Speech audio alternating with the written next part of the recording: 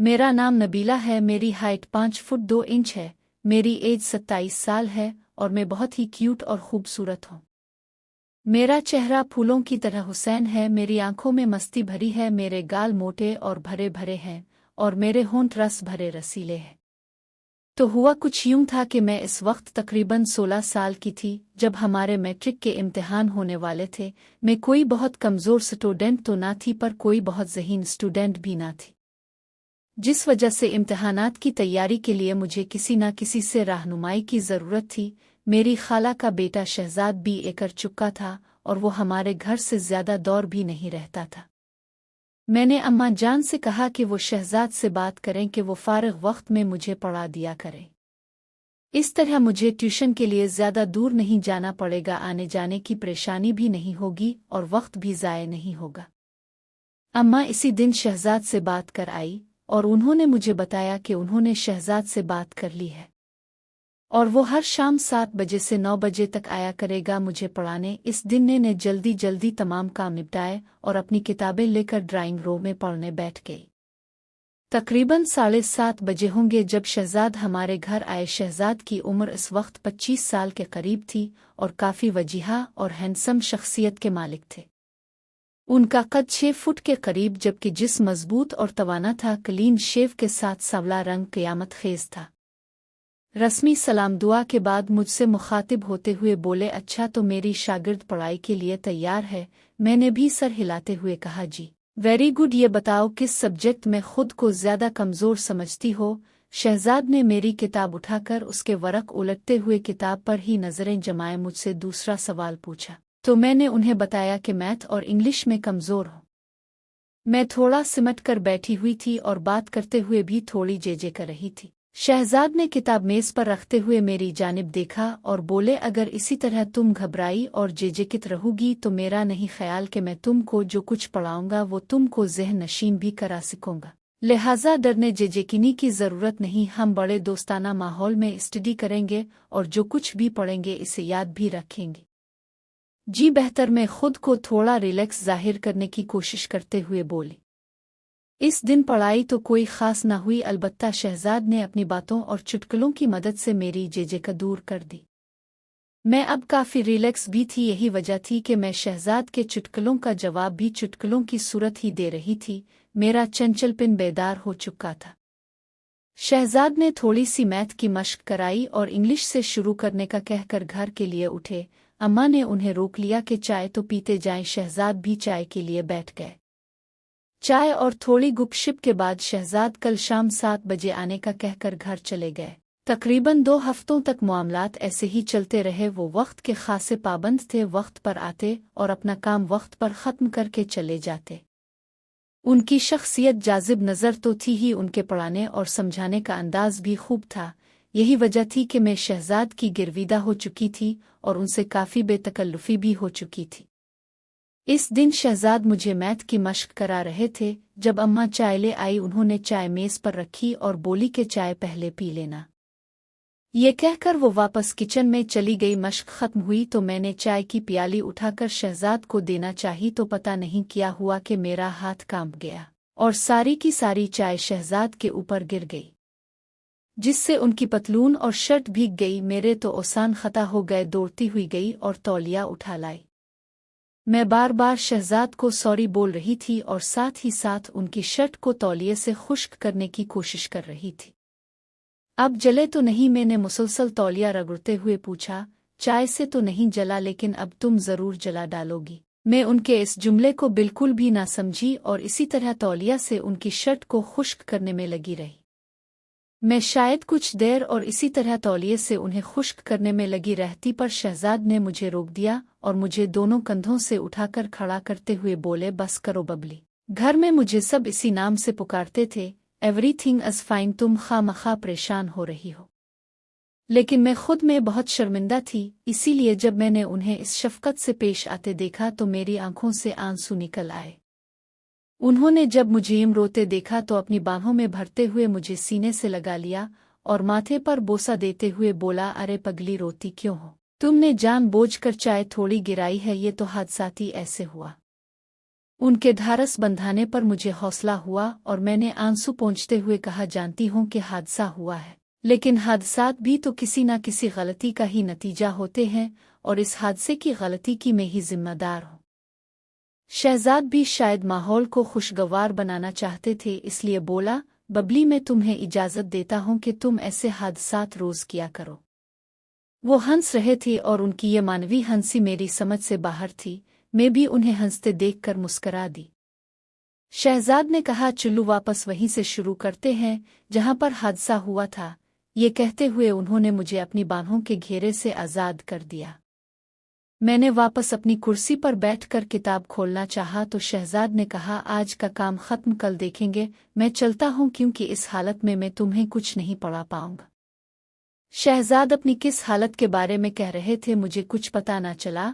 मैं तो इस दिन जब मैं बेड पर थी तो ये वाकया बार बार मेरे दिमाग में घूम रहा था और ये सब इस वक्त तो मेरे लिए बेमानी थे, लेकिन अब उन वाकयात को सोचना अच्छा लग रहा था और मुझे पता ही न चला कि कब नींद ने आ लिया और मैं नींद की गहरी वादी में गौते खाने लगी। इस रात मैंने बारहा ख्वाब में शहजाद को देखा। कभी हम किसी नदी के किनारे बैठे बातें कर रहे होते, कभी किसी पार्क के कोने में किसी बेंच पर बैठे कुछ राज और नियाज की बातें कर रहे होते, कभी पहाड़ों जंगलों और सहराओं में तो कभी ठाठे मारते समंदर की लहरों से खेल रहे होते। गरज इस रात मैंने और शहजाद ने मिलकर दुनिया जहान की सैर की। मैं इस दिन बहुत गहरी नींद सोई। सुबह उठी तो मेरे ख्वाब का हर मंजर मेरे ज़हन में नक्श था। मैं बिस्तर से उठना ही नहीं चाह रही थी। मैं उन ख्वाबों की दुनिया से निकलना ही नहीं चाह रही थी। मुझे इल्म नहीं कि ऐसा क्यों था, पर जो भी था बहुत पुरलुत्फ था। दूसरी शाम जब शहजाद हमारे घर पहुंचे तो मैं इसी वक्त नहाकर निकली थी। मेरे बाल गीले थे और उनसे अभी तक पानी टपक रहा था। शहजाद की बार बार उठती हुई नज़र को मैं बखूबी नोटिस कर सकती थी। मैं तो शहजाद को ख्वाबों में बसा चुकी थी, लेकिन यहाँ लगता था कि शहजाद के मन में भी कोई बात चल रही है। दौरान सटडी मुझे आज मेरी दिल में अजीब अजीब ख्यालात आ रहे थे। मैं नहीं जानती थी कि प्यार किया है, लेकिन इतना ज़रूर था कि शहजाद के ख्यालात मुझे मदहोश कर रहे थे। जिंदगी में मुझे ऐसी फीलिंग्स पहले कभी नहीं हुई थी। यूं ही जब शहजाद मुझे मैथ के एक सवाल की मश्क करा रहे थे तो मैं उनके साथ बहुत करीब हो गई थी। मैंने ऐसा कोई इरादतना नहीं किया था, बल्कि ऐसा होना इत्तेफाकना था। आखिर 9 बजे और शहजाद घर जाने के लिए उठे तो मैं भी किताबें समेट कर उठी तो उन्होंने करीब से गुजरते हुए बड़ी आहिस्तगी से कहा, बबली तुम आज बहुत खूबसूरत लग रही थी। मैंने चौंक कर उनकी तरफ देखा तो इस दौरान वो मुझसे दूर हिट चुके थे। उनके अल्फाज सारी रात मेरे कानों में बजते रहे। शायद ख्वातीन के मुताल्लिक सच कहा जाता है कि वो बहुत खुद पसंद होती हैं, इसीलिए उनकी तारीफ की जाए तो फूले नहीं समाती। अगले दिन भी शहजाद वक्त पर ही आ गए। अभी हमने सटडी स्टोर ठीक की थी कि बिजली चली गई। मैं उठी कि मोमबत्ती जलाकर ले आओ, तो शहजाद ने मेरा हाथ पकड़ लिया और बोले, हमने कौन सा मोतियों से माला परोहनी है, ऐसे ही बैठ के बातें करते हैं, थोड़ी ही देर में बिजली तो आ ही जाएगी। तो मैं भी उधर ही बैठ गई और हम इधर उधर की बातें करने लगे। शहजाद ने मेरा हाथ ऐसे ही पकड़े रखा था, लेकिन मुझे अजीब लग रहा था। अगरचे शहजाद की मोहब्बत मुझ पर हावी हो चुकी थी और उनकी पर असर शख्सियत ने मुझ पर जादू सा कर दिया था, लेकिन मैं फौरी तवक्को नहीं कर रही थी। कमरे में इस वक्त चूंकि अंधेरा था और हम एक दूसरे के चेहरों के तासुरात नहीं देख पा रहे थे। हकीकत कहूँ तो मुझे उनके हाथ अपने हाथ पर बहुत मज़ा दे रहा था, लेकिन कोई अंदरूनी खौफ था जो रोक रहा था।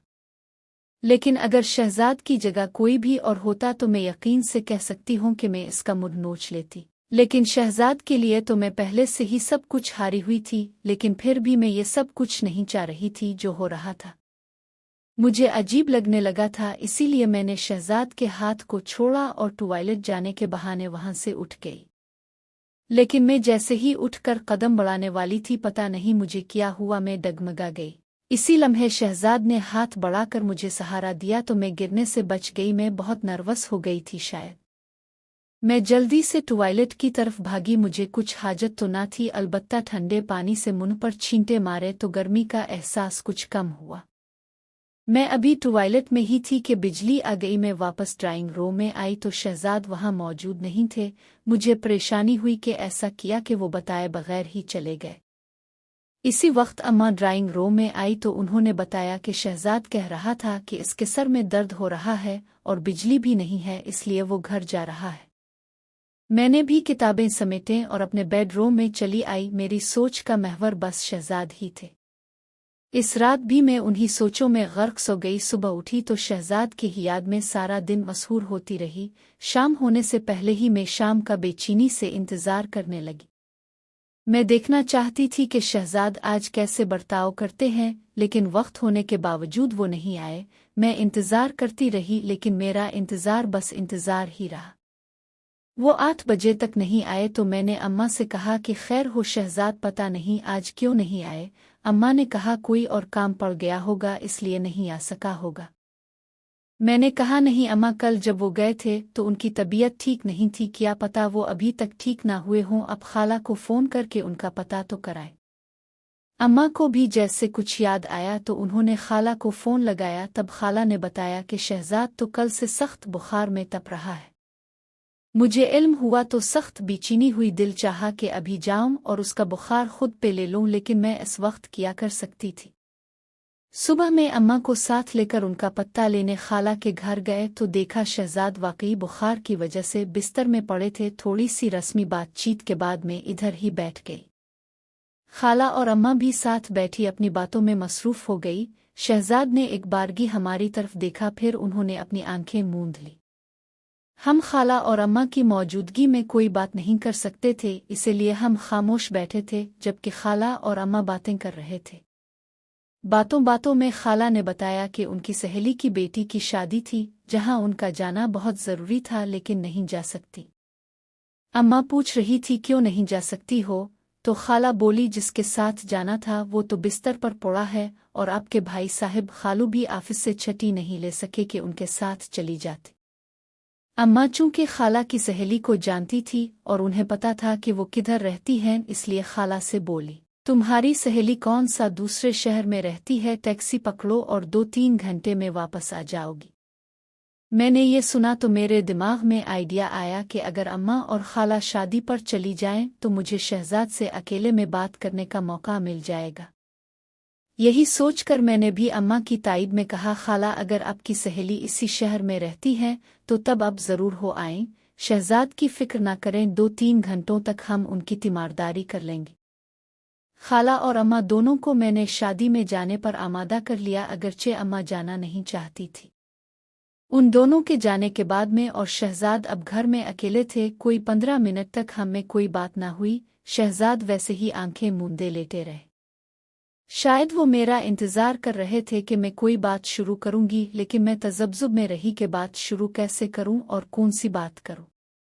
तन्हाई और खामोशी माहौल पर अजब परसरत थी। शहजाद ने मेरी तरफ करवट लेकर आंखें खोल दी। नबीला तुमने मुझे जला डाला। उनकी आवाज़ मेरी समातों से टकराई, उनकी नज़रें मेरे चेहरे पर गड़ी थीं। तुम शायद समझ रही होगी कि मैं बुखार से तप रहा हूं, लेकिन ऐसा नहीं है। ये आग जिसमें मैं जल रहा हूं तुम्हारी ही प्यार में लगी हुई है। देखो जल रहा हूं ना मैं। ये कहते हुए उन्होंने मेरा हाथ अपने माथे पर लगा दिया। उनका माथा सच में अंगारे की तरह था। जी शहजाद, मेरे मुंह से बस इतना ही निकल पाया। शहजाद दीवानों की तरह मेरे हाथ को अपने चेहरे पर रख रहे थे, जैसे वो इस तरह सुकून पा रहे हो। सुकून तो मुझे भी हासिल हो रहा था, मोहब्बत तो मुझे भी हो गई थी।